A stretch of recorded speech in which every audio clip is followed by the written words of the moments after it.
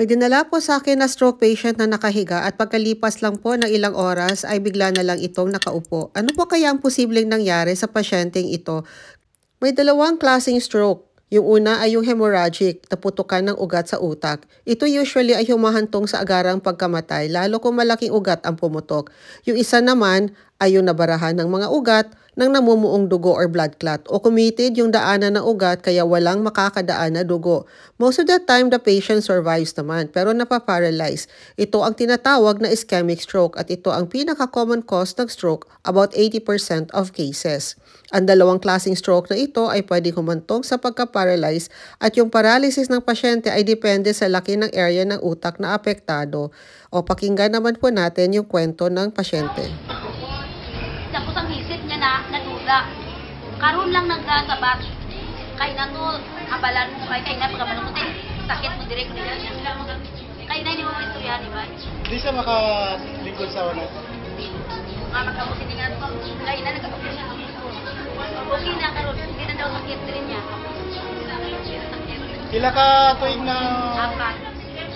Sa pag-examine ko sa pasyente, tingin ko po ay nagkaroon siya ng ischemic stroke kaya binigyan ko siya ng sustansya na pwedeng magbukas ng mga makikitid na daan para matanggal ang mga bumara na clot at tumaloy ulit ang dugo sa parte ng utak na nabarahan para posible po makarecover ang pasyente. Pinainom ko ang pasyente ng natural supplements at binigyan ko din ng injectable nutrients na merong minerals, amino acids at vitamins. Kaya naging mabilis ang epekto nito dahil pag injectable ay diretso po ito sa dugo at pumupunta kaagad ang mga sustansya kung saan siya kailangan.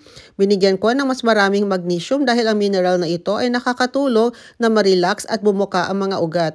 Tanggalin ang mga toxins na dumikit sa ugat tulad ng calcium, cholesterol, sugar at iba pa.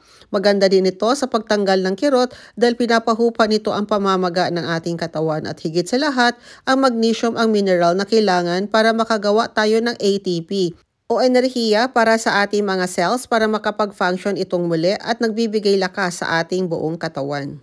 Kung meron kang high blood, high cholesterol, ikaw ay smoker, obese or overweight at may diabetes, posible po kayong magka-stroke. Ano-ano ba ang mga simptomas ng stroke? Usually po ay wala talaga nararamdaman ng pasyente bago ma-stroke. Pwede magkaroon ng panghihina o pangingimay ng mukha, kamay, paa sa isang parte ng katawan. Ano-ano mga pagkain na pwede pong kainin para maiwasan ng stroke? Una na po dyan yung mga prutas, about 5 cups per day. Healthy fats such as fatty fish or seafoods, nuts, seeds, avocado, and extra virgin olive oil. Mga beans and other legumes.